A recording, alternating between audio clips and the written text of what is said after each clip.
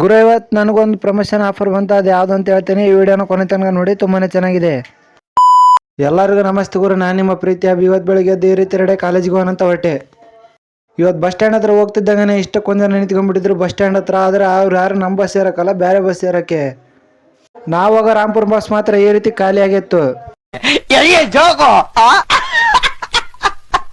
ನಮ್ಮ ಕ್ಲಾಸಲ್ಲಿ ಯಾರು ಇಲ್ಲದನ್ನ ನೋಡಿ ನಮ್ಮ CR ಕೂಡ ಈ ರೀತಿ ನೇಮ್ ಹಾಕಲ್ಲ ಬೋರ್ಡ್ ಮೇಲೆ. ಆದ್ರೂ ಇವನು ಹೋಗಿ ಎಲ್ಲರೂ ನೇಮ್ ಹಾಕ್ತಿದ್ದ, ಯಾಕಂದ್ರೆ ನಾವು ಮಾತಾಡ್ತೀವಿ ಅಂತಂದು.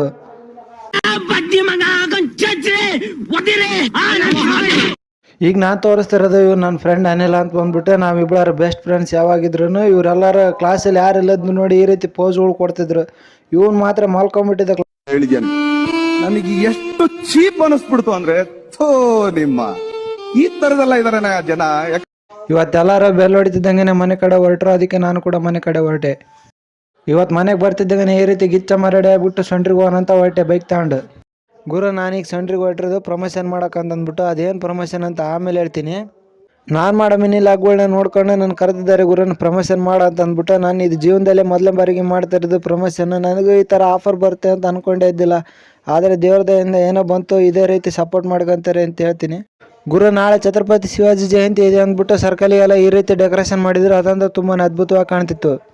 ಗುರು ನಾನೀಗ ಬಂದಿರೋದು ಬಸ್ ಸ್ಟ್ಯಾಂಡ್ ಎದುರುಗಡೆ ಇರೋ ಪಟೇಲ್ ಪ್ರಾವಿಷನ್ ಸ್ಟೋರ್ಗೆ ಅಂದ್ಬಿಟ್ಟು. ಇವತ್ತು ಇವರೇ ನನಗೆ ಕರೆದಿರೋದು ಪ್ರಮೋಷನ್ ಮಾಡಂತಂದ್ಬಿಟ್ಟು.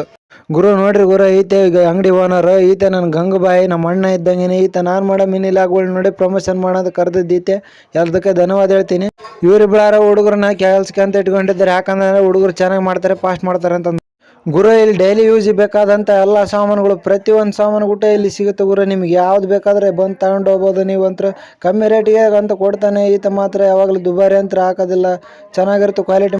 ಕ್ವಾಲಿಟಿ ಮಾತ್ರ ತುಂಬ ಚೆನ್ನಾಗಿರುತ್ತೆ ಕೂಡ, ಫ್ರೆಶ್ ಆಗಿ ಇಳಿಸಿದ್ದಾರೆ. ಅದೇನು ನೀವು ನೋಡ್ಬೋದು, ಈ ರೀತಿ ಡಬ್ಬಿಗಳೆಲ್ಲ ಹಾಕಿಟ್ಟಿರ್ತಾರೆ.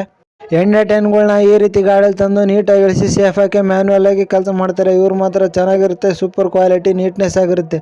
ಇಲ್ಲಿ ಯಾವುದೇ ರೀತಿ ಹೆಚ್ಚಿಗೆ ಹಾಕಲ್ಲ ರೊಕ್ಕ ಮಾತ್ರ. ಗುರು ಇವ್ರ ಅಂಗಡಿಯಲ್ಲಿ ಮಾತ್ರ ಬೆಳಗಿನಿಂದ ಸಾಯಂಕಾಲವರೆಗೆ ಈ ರೀತಿಯೇ ಕಸ್ಟಮರ್ಸ್ ಬರ್ತಿರ್ತಾರೆ, ಹೋಗ್ತಿರ್ತಾರೆ. ಯಾಕಂತಂದ್ರೆ ಅಷ್ಟು ಚೆನ್ನಾಗಿರೋ ಕ್ವಾಲಿಟಿ ಇಲ್ಲಿ ಸಿಗುತ್ತೆ. ನೀವು ಮಾತ್ರ ಬೇರೆ ಕಡೆ ಎಲ್ಲಿ ಹೋಗದೆ ಇವ್ರ ಅಂಗಡಿಗೆ ಬಂದು ತಗೊಳ್ರಿ ಅಂತ ಹೇಳ್ತೀನಿ ನಾನಂತರು. ಗುರು ಇವ್ರ ಅಂಗಡಿ ಸ್ಟಾರ್ಟ್ ಮಾಡಿ ಸುಮಾರು 20 ವರ್ಷ ಆಯ್ತು. 20 ವರ್ಷದಿಂದ ರಾಜಸ್ಥಾನದಿಂದ ಇಲ್ಲಿಗನ ಬಂದ ಈ ರೀತಿ ಅಂಗಡಿಗಳನ್ನ ಹಾಕಿ ಕಸ್ಟಮರ್ಸ್ನೆಲ್ಲ ಪ್ರೀತಿಯಿಂದ ನೋಡ್ಕೊಂಡು ಈ ರೀತಿ ಮಾಡ್ತಿದ್ದಾರೆ ಗುರು ಇವ್ರಂತರು. ಸಂಡೂರಲ್ಲಿರೋ ಎಲ್ಲರೂ ಒಮ್ಮೆ ಈ ಅಂಗಡಿಗೆ ವಿಸಿಟ್ ಕೊಡಿ, ಹೇಗಿದೆ ಅಂತ ನೋಡಿ. ನಾನು ಇವತ್ತಿನ ಮಿನಿಲಾಗ ಇಷ್ಟ ಇತ್ತು ಗುರು, ನಿಮಗೆಲ್ಲ ಇಷ್ಟ ಆಯ್ತು ಅಂತ ಅನ್ಕೊಳ್ತೀನಿ. ಇಷ್ಟ ಆಯಿದ್ರೆ ಒಂದು ಲೈಕ್ ಕೊಟ್ಟು ಫಾಲೋ ಮಾಡಿ ಅಂತ ಹೇಳ್ತಾ ಮುಂದಿನ ಮಿನಿಲಾಗ ಸಿಗೋರಿಗೆ ಎಲ್ಲರಿಗೂ ಟಾಟಾ ಬಾಬಾ ಸಿ ಯು.